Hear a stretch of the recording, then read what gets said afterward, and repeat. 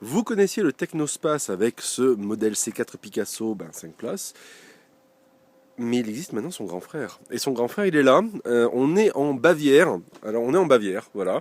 Il fait bon aujourd'hui. Parce qu'hier, il pleuvait un tout petit peu. Il faisait un peu froid. Et on a la chance d'avoir avec nous deux choses. D'abord, le nouveau C4 Grand Picasso. Et deuxièmement, le chef de produit, Benjamin, de chez Citroën, qui est, je ne sais pas si on peut dire le papa, mais tout au moins la personne qui s'occupe très très bien de cette voiture et qui la connaît parfaitement bien. Bonjour. Bonjour à tous. Alors, c'est quoi un peu les partis pris de cette nouvelle voiture?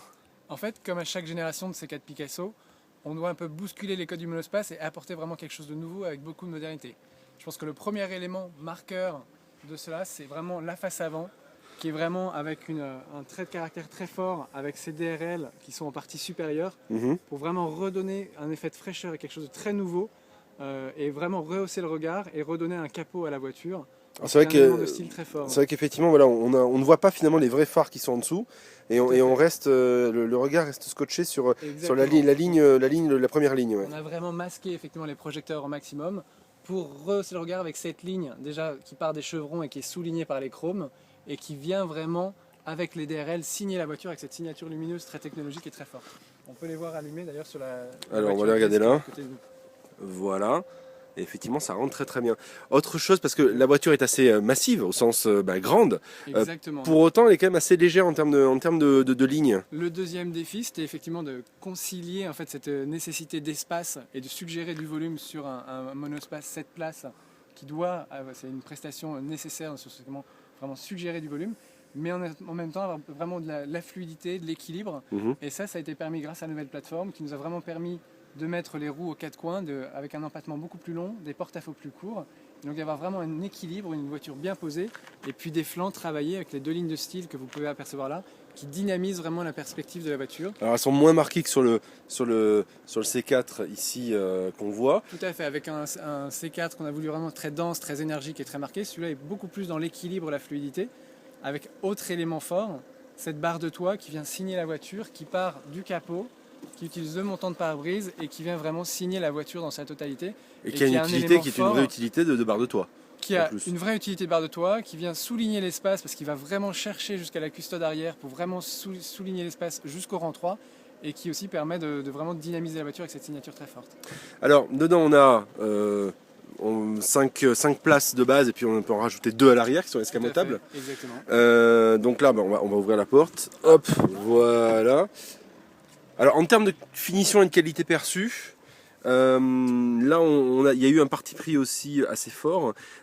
Moi, je trouve que de manière générale, il y a beaucoup de boutons dans les voitures, en général. Tout à fait, c'est un peu le problème de nos voitures. Mais bon, je veux dire, c'est un moindre mal. Et là, il y a eu un choix très radical aussi qui a été de mettre 2 grands écrans.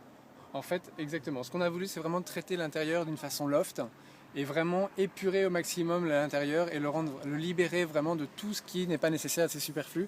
Donc le loft, c'est quoi? C'est une planche de bord très horizontale, très épurée, avec effectivement mise en scène ces deux écrans. Donc en partie basse, un écran tactile 7 pouces qui permet de commander l'ensemble des fonctions de la voiture, y compris la climatisation.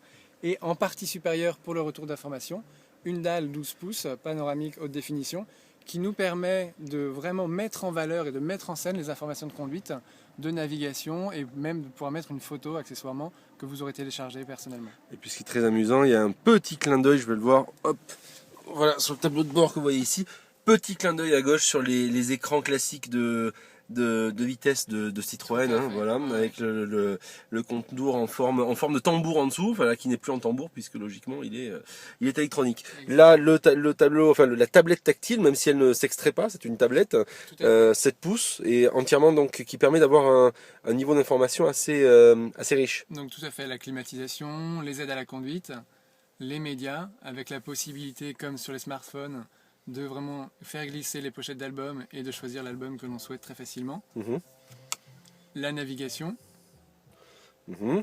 et après le paramétrage, le Citroën Multisystem Connect qui est un service d'application connecté qui permet par exemple, comme le voilà, de trouver la station d'essence la moins chère dans la zone là où vous êtes. Et Oui, puis, ce sur sont son des téléphone. applicatifs qui sont connectés à la voiture. Autrement dit, il y a du TripAdvisor, il y a du Michelin, Tout par à fait, il y a exemple, du Coyote, il y a tout ce voilà. genre d'applications qu'on peut apercevoir là, Et, qui sont vraiment et- dédiées à l'automobile et qui sont vraiment connectées à la voiture, qui vous permettent vraiment d'avoir un lien entre ces applications et votre voiture et de vous guider vers les lieux où vous le souhaitez aller. voilà, donc ça va puiser dans la position GPS, dans la vitesse de la voiture, etc. Exactement, ouais. Ce qui veut dire aussi que je peux enrichir ce catalogue avec My Tout à Citroën. fait. Il y a aujourd'hui 6 applications supplémentaires qui sont disponibles sur le portail My Citroën. Et à moyen terme, il y en aura évidemment un peu plus qui seront à disposition du client. Alors, ce que je trouve intéressant aussi en termes de qualité perçue, au-delà des aspects, on va dire, voilà, Biton par exemple, d'un assez bel effet, c'est le côté. Alors, moi, je trouvais, voilà, moi, ce qui m'a marqué, c'est ça, c'est le nervurage de la table, de la planche de bord qu'on voit ici. Tout à fait. On a vraiment voulu porter une attention très forte à la qualité des matériaux et à leur modernité. Et c'est vrai que c'est un grain qu'on n'a pas l'habitude de voir. Alors déjà dans le grain, dans les nervurages, et puis dans l'aspect métallisé de la planche de bord, on injecte des paillettes dans la matière, ce qui permet d'avoir cet effet un peu nacré, qui est assez séduisant et qui donne vraiment de la valeur et de la richesse à l'intérieur. Alors, on va finir en regardant les places arrière. Tout à fait. Alors, les places arrière. Hop. Partons du principe que j'ai une grande famille. Voilà. Alors, autre Exactement. innovation assez intéressante, c'est le siège en portefeuille. Exactement. Alors c'est pas une innovation, c'est une reconduction de la modularité qu'on avait déjà sur la précédente génération, mais sur lequel on a une glissière plus longue que la précédente génération, ce qui permet encore un meilleur accès aux places arrière du fait de l'empattement également qui a été augmenté par rapport à la précédente génération. Alors, pour ceux qui ne connaissent pas le siège portefeuille, en gros, c'est un siège qui se plie en deux. Alors, Et pour l'accès arrière, déjà, je vais illustrer, on a un accès arrière qui est très important du fait d'avoir pu reculer un petit peu la roue arrière, donc un accès très facile pour les passagers à l'arrière. Hop. Et donc effectivement, la possibilité hop, de plier totalement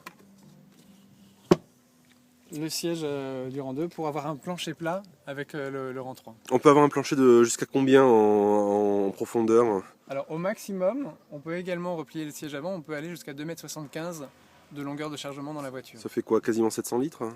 Alors Un là, peu moins le volume du coffre, c'est 645 litres de base et on peut monter jusqu'à 700 litres effectivement en avançant les sièges du rang 2. Et donc là derrière, on a des sièges cachés. C'est ça. Alors Exactement. là, ils sont pas cachés. Alors là, ils ne sont pas cachés, mais on va pouvoir vous montrer le fait de les cacher, les dissimuler. On va faire la manip, on va passer par derrière. Hop. Ce qui permet aussi de souligner un autre élément de style extérieur dont on a pas parlé, c'est le volet coiffant qui donne vraiment de la puissance et de la robustesse à la vision arrière de la voiture. Et puis cette signature 3D très Alors c'est technologique. très beau, effectivement. Ouais, c'est voilà les phares avec un effet 3D du plus bel effet. Exactement. Et puis donc les sièges qui s'escamotent à l'intérieur. Donc la voiture est équipée d'un volet motorisé, aucun effort. Et donc là, on a deux petits sièges à l'arrière avec Exactement. un système de soufflerie dédié, sauf faire de ma part. Exactement. Donc il y a un système de pulseur d'air au pavillon qui est une exclusivité sur le segment. Voilà. Qui permet d'apporter de l'air aux passagers du rang 3. Et là, voilà, je fais disparaître Exactement. le fauteuil. Donc voilà, avant et après. Et donc ce qui permet effectivement d'avoir voilà un plancher plat sur toute la longueur de la voiture. Si on baisse l'intégralité des fauteuils. C'est ça. Bah, c'est un très beau vaisseau, je pense qu'on peut l'appeler comme ça. à Oui, fait. alors oui, si, il y a un aspect aussi, un dernier élément, c'est l'aspect multimédia. Là, on voit les écrans dans les appuis-têtes.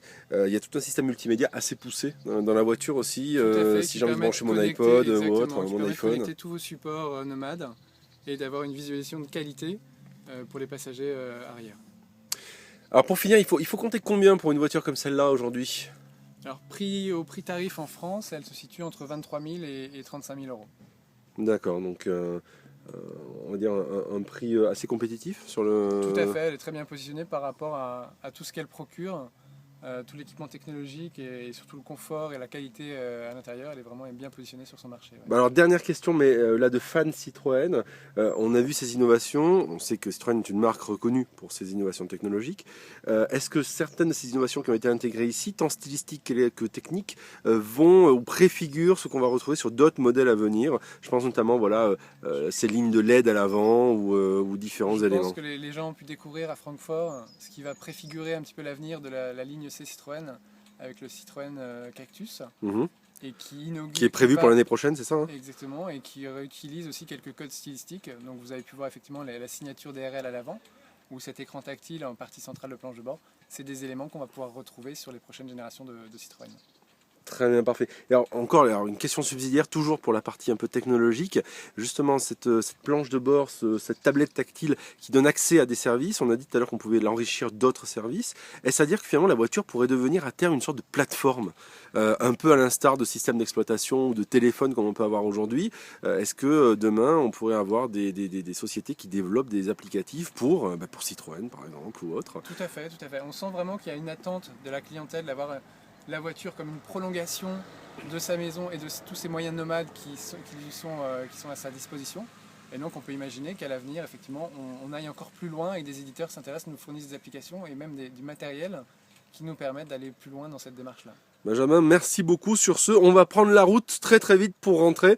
Et Au volant, bien. merci beaucoup au volant de ce magnifique vaisseau. Voilà, et là en plus c'est vitesse manuelle, donc on va tester ça sur la route.